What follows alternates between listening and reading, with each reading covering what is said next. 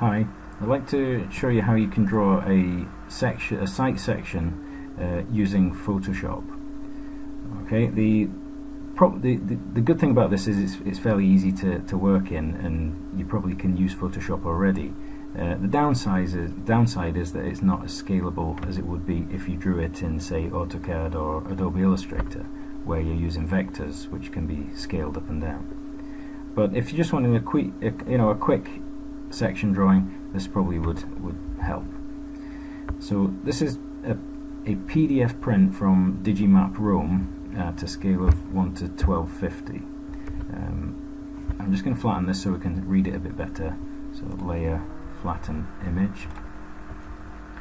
Okay, and what I want to do is firstly decide where I'm drawing my section. So let's put a bright colour on here. So I want to draw a section through this part of the town. Okay, from this point right through to here. Okay, so it's going through the landscape here, car park, building, road, dropping down to the ring road, which is tunnelled from this point near the Wellgate Centre, and then it chops through the church here, the processional kind of way up to the church, and then finally through King Street. And you need to indicate on drawings where it is that you've taken your section and which direction they're looking in, especially, so people can understand it. So if there was a section through here, you would see the Wellgate building in the background. Okay, another issue is levels. So the Ordnance Survey's got some height information on it here. So I can see there's a spot height here, one here.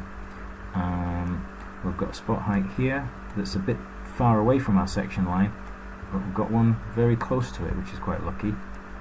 And beyond that, there aren't any that I can see here, but I might have to go back to Digimap to read some off. So let's say we were at Digimap and we established there's a level here that says 10 meters. Okay, and we can then kind of work out things closer to our section line. So this spot height isn't right at our section line, so it's going to be a wee bit different. So maybe the road at this point is say 26 meters. Okay, well, let's say 26.5, just for case sake of argument. Okay, we've got a level, and so that we've got kind of a. So that means that if that's 25.8 there, if the levels were kind of going in this direction, if the contours were running in sort of this direction, okay, then the 28 point, that's nearly 29. So let's say it's kind of 29 around about there. If that's 37, then that's going to kind of run over to this kind of area. So it'll be 37 around about here. So somewhere in between there. So between those two, probably round about here, we're looking at naturally roughly 34 kind of level. Okay, so bear these numbers in mind. We'll bring these back into our drawing later on. So this is, as I say, this isn't fully measured or laser surveyed or anything. It's just to get a rough site section so people can understand the shape of the land. Okay, I'm going to show you the finished one now, so you can see where we're heading. Okay, so we'll start with the map. So I'll quickly run through the finished one, and then we'll do the work together. Okay, so we take a portion of that map and turn it around. Okay, with the section line. So we're working horizontal to ourselves, so it's easier to draw then. Okay, we'll keep the scale bar with us so that we can work out. So we can get this to a easier to work with scale. 1 to 1250 is a wee bit awkward, so this has been scaled up by 125%, so that it's now at 1 to 1000. It's a bit easier to work on. To help us do that, we use the grid, which we have modified so that each cell of the grid represents 1 meter. So this is 1 centimeter in reality, and each one of these is 1 millimeter, but a 1 to 1000 from here to here represents 10 meters, 1 square, 1mm. Okay, I'll switch the grid off just now because that's only needed to help you set the scale. Okay, and then we start setting up some guides. So these red lines here, if I just make them a bit stronger so you can read them, okay, are picking up wherever the blue line crosses a feature, we pull a line down as a guide. Okay, I'm going to use this guides layer in my drawing to save setting it up again. Okay, so these are the heights that we were looking at. So roughly 37 here, roughly 34 at the back of the site, 26.5 where our section line crosses the road. There's a bit of a slope in the ground to here, and then there's a big drop down to the ring road, and then somehow we get from 16 meters down to 10 meters at lower King Street. Okay, so that layer is going to be copied into our proposal. Okay, and then once you've got your guides available, we start doing the full drawing. Okay, so let's fade the guides so weaken those. Okay, so this is the bit that needs the care and a bit of thought to try and make it look believable. Also added a background, so I'll just increase the strength of that so you can see it. So just the rough shapes of the buildings beyond the section. So take the map away, things are a bit easier to read. Okay, so we've got high ground here, car park, a drop there, the building with its floor levels indicated, theatre behind, Wellgate, tunnel, etc. So what I'll do is go through the setup and a little bit of the drawing, but the rest you can see from the final drawing. Okay, because it does take a bit of a long video otherwise. Okay, so we'd hide the guides, hide the scale, hide the section line, and we've got a very clean looking drawing that you can annotate. You can say what the buildings are, what the street names are, and whatever it is you're trying to illustrate. You can add some tree symbols to this. We can bring in images of trees, cars, people, colour in the bottom area. Okay, basically you just copy the section and then you'll be able to fill it in and add colour and what have you. Okay, so we're starting with I'll just save this as a separate drawing. So I'll just save this as a JPEG just now, just so I can get it off the screen. Okay. Oh, we didn't mark the numbers on here, did we? Actually, so we were looking at about 23 here, and then about 16 down to the road. It's a big drop, the big retaining wall here. Very dangerous situation. Okay, so I'll just save that. Okay, so we'll be starting with the Digimap, the Digimap PDF. So Digimap PDF. Okay, 300 DPI is sufficient for this. It started off life as an A4. Okay, so at an A4, this is to scale. It's 1 to 1250. Okay, so we don't want to flatten it this time. Okay, but we do need a background in there, so let's create a new layer, put it in, and rename it to background. Okay, and this one is our map original. Okay, activate your background. We want to pour white paint into there, so get the paint bucket, pour the white paint in. Okay, now lock the background. Okay, just keep that locked so we can't move it. Okay, and we'll keep the background, the map original, but we'll do a copy of the scale bar. So I'm just going to copy the scale bar. Okay, Control C, Control V, and rename that to scale bar.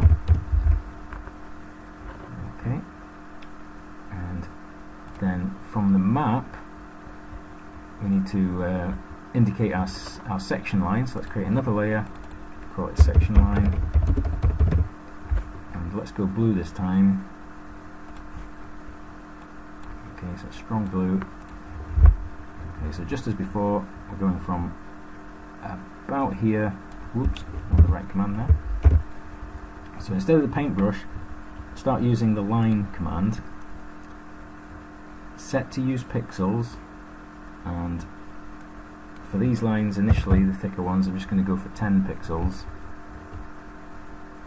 Okay, so going from about here through to King Street. Wrong colour. Swap it around. Okay, down to King Street.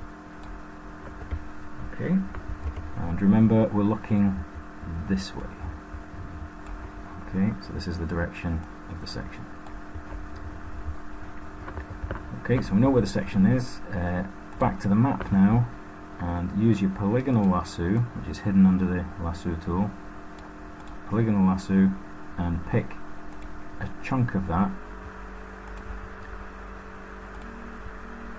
Okay, and double click here will do. Okay, now select outside. Actually, we want to copy this before we do anything. Copy that layer, rename it to map. Okay, and then do select inverse. So we get rid of everything outside of that. So delete that. So if we hide the map original layer, we should just have the bit we're interested in. Okay, now do select and deselect. Okay, now anything we do with the map, we need to do to the section line as well. So if you hold Control and chain those two layers together. Okay, so what we want to do is be able to move them. So I've got the movement set pretty freely because I've got the snaps turned off. Okay, now we need to rotate this so it's horizontal. So set your grid up first. So it's Edit, Preferences, Guides, Grid and Slices, and this is the settings I've got for the grid. A grid line every 1 centimeter with 10 subdivisions, and I've made the layer color, the grid color green so I can see it. Okay, and then do View, Show, Grid. Okay, so it's these two that are getting rotated. Okay, so Edit, Transform, Rotate. I don't know what the angle is. Okay, so this is why you need the guidelines to help you roughly line up with the grid. Okay, so a little bit further to go there. Okay, let's try and get that going again. That's not bad. Blue line, trying to line up with the grid. Okay, you can see now that we've actually not got enough paper. We're off the edge at this side and this side. So go to Image, Canvas Size, change it to %, 200 width. So this makes the A4 into an A3, which is quite handy because it's a standard paper size. Okay, if you zoom out, you can see that in the background we need to add a bit more white paint to either side. So paint bucket. Oh, sorry, the layer's locked at the moment. You might have to unlock it before we can do that. Okay. Add the paint there. Lock that layer again. So can't muck it about. Okay, we need the scale bar a wee bit closer now. So very awkward. The new version of Photoshop doesn't let you kind of pick things very easily. It's kind of causes me a bit of grief. So this might be it here. Auto select. Got it. Why was that there? Why didn't I notice that before? Okay, so switched auto select off, and it's much easier to move the scale bar. So have a zoom in on this. Okay, and I'm just going to move it to the so the zero is lining up with a line. Okay, so to be able to work in using millimeters, we really need this everything scaled up a bit. So I could do with the 10 being on this line. Okay, so remember it started off as a 1 to 1250.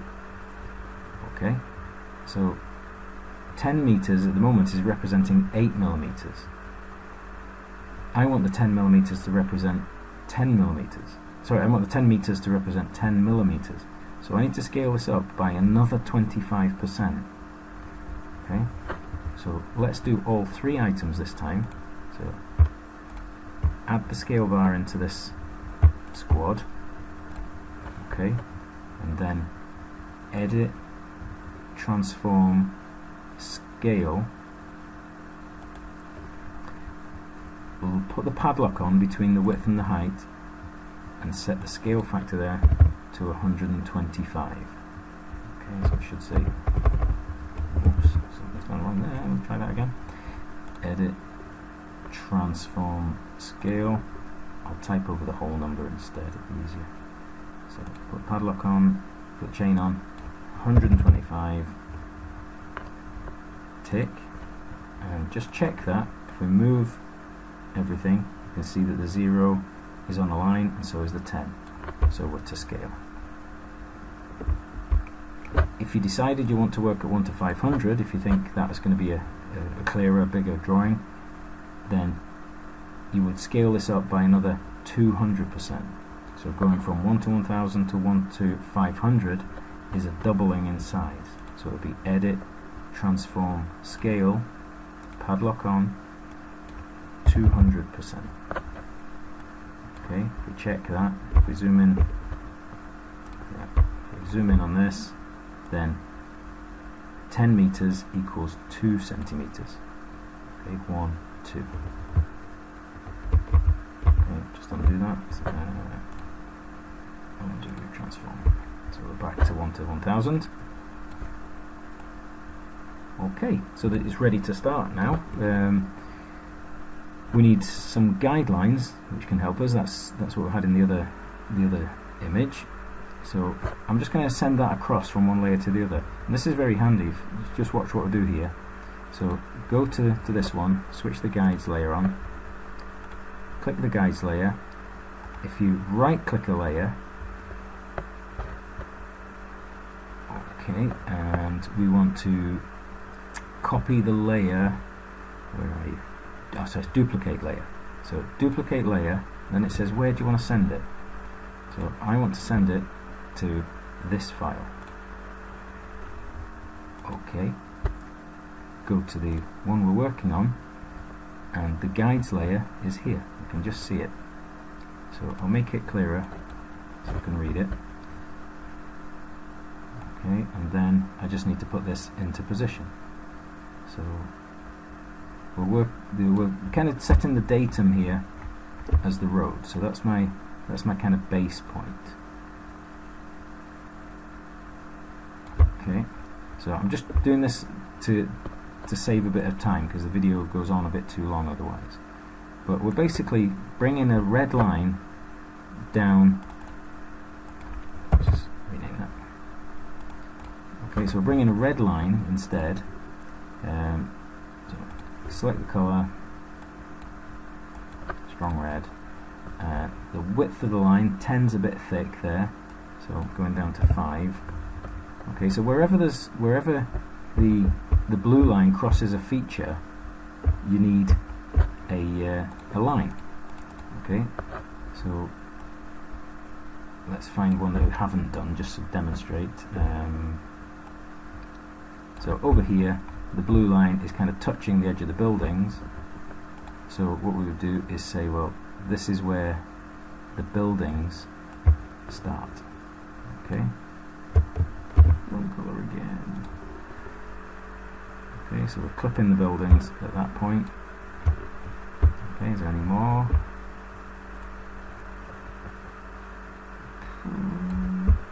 Let's see. For instance, here there's some kind of stair structure at the back where the blue line cuts the stair structure. We need a guideline. Okay, so these are just kind of sketch lines to help you work. So we could dim the section line down a bit, take the sting out of that, and the guides also a little bit overpowering, difficult to read. Okay, and so we're ready to start drawing. So we've got all these guide positions, so wherever the blue line crosses a feature, like the level bit of ground in front of the church, each side of the church, each side of the link building, road, edge of road, actually it should be there, shouldn't it? Yeah. Oh, it's maybe my blue line's in a slightly different place, but so that's really where we should have the edge of the road, about there. Okay, and bear in mind roads are generally flat across them. Okay, so it's the land in between that slopes, so you're kind of flat across the land.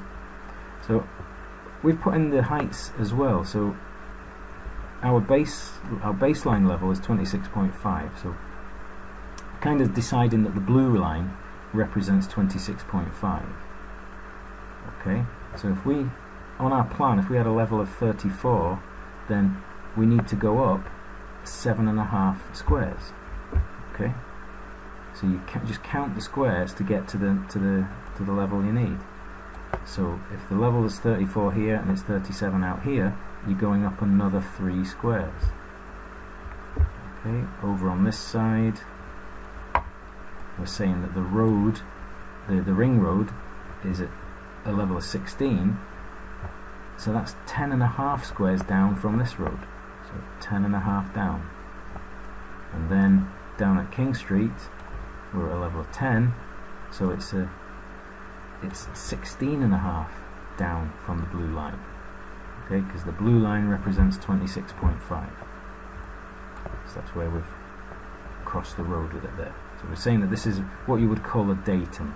The blue line is your kind of datum for the levels as well. Okay, another new layer, and we'll call this the actual section drawing. Okay, I'll keep the weight of the line at 5, but we'll use black instead. And what I'll do is just this area, and then show you the finished one, so you can get the idea. Okay, so starting at the road. Okay, so we'll draw straight across the road. Okay, then a pavement is slightly higher than that, so just a little step is enough just to indicate the pavement. Okay, there's a little wall here that stops people, keeps people on the pavement.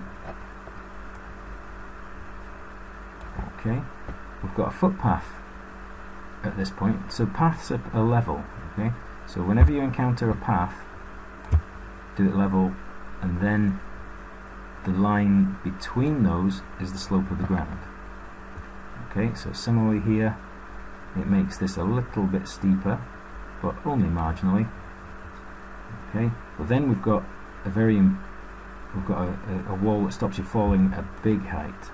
Okay, so we'll draw this in a bit more solid. Okay, maybe slope that a bit to give it this kind of structural impression. The retaining wall makes it look structural. Okay, and then the road is pretty much level right the way across. Okay, so we'll take that across. There's at this point we've got, oh actually, I think it needs to carry on a little bit further. Okay, so round about here we've got the divider in between the lanes, so let's just put that in as a little line. Okay, it's back to the building. Okay, so this is a wee bit trickier. It's an old mill building, so floor to floor in the mill building, probably about 6 meters floor to floor. Okay, so let's put the ground floor in across here. Okay, then we want to be 6 up from that. So that's 1, 2, 3, 4, 5, and we're about halfway up the line. So there's about another 6. Okay, then another 6 on from that. So 1, 2, 3, 4, 5, and a half. Okay, so that's 6 again, and then we'll say it's got top floor. So 1, 2, 3, 4, 5, 6. Okay, so we'll come across there. Okay, and if we said that the wall at the edge was about another 1.5 meters higher, which it tends to be in these mills, this line here would be the very top of the wall. Okay, so let's bring it down there, and the same on the other side, just under there. Bring it down. Okay. Now this is, more recently this has been divided, so we've got floors halfway, so we can indicate the modern division of this, so it's say 3 meters floor to floor in these. Okay, so they're just roughly even. And the tricky thing here is getting the roof in the middle, so I think we've got 3, 10, 13, 14, 15, is it about 17 millimeters between these bits. So we want to be kind of in the middle. We don't want to be too steep. Okay, so it's actually kind of bang in the middle here. So you don't want it 45 degrees. It's a bit too steep for a slated roof. So they're round about the 35 degree mark. So that's probably about right. Okay, and let's say the back area here, we said it was a bit higher. Okay, so we'll come up here. Maybe there's a bit of a step in the ground there, and then we're coming up to 34 meters here. Okay, the land higher up, we've got kind of maybe grass coming down here, then a path on the playground area. Okay, this might have a bit of shape to it. It could indicate there's something happening here. Okay, and let's go along to this point, and then we're sloping again. Okay, so up to here, we're back onto a slope, to roughly this kind of point. Okay, just tidy this bit up. Okay, wherever you've got a kind of a big drop, there's likely to be some kind of protective wall or barrier.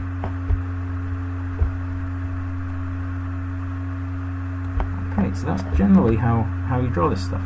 So if I take the map away, you see it's looking quite presentable. Take the section line away and the guides. Okay, so what I'll do is I'll send across the finished versions here. Well, actually, you can get these. You'll have these anyway. I'll put these all up anyway. But say the background is a useful thing to put in just a thinner line. So these are drawn in 2 pixel width. So I'll send that section. I'll send that layer across. Duplicate layer to the PDF. Okay, so it should be here now. And let's just put that into position.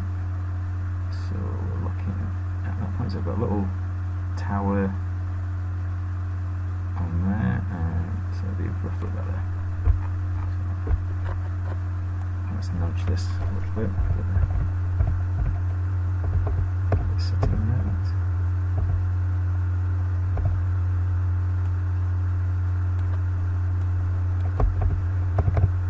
Okay, that's looking better.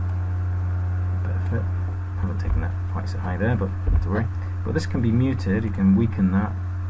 So if you want the background to just be ghosty, you can. I've got the tunnel going through. This goes under and around the back of the well gate, and this big lump here is the well gate centre. Okay, so you decide how far you're going to take this. Here's the kind of finished one. Take the guides off, and it looks quite presentable. So that's the clock tower on St Andrew's Church. King Street down here, little dividing wall, the boundary wall, the link building. Things are a bit complicated here with kind of landscaping coming down and bridges and stuff happening, but kind of making it look semi-believable. So I think you'd find that most people would recognise this just from the shape of this building, the wee kind of Disney-esque towers here, and then we've got the little theatre in the background. Just weaken that down a bit. Okay, hope I haven't gone too quickly there.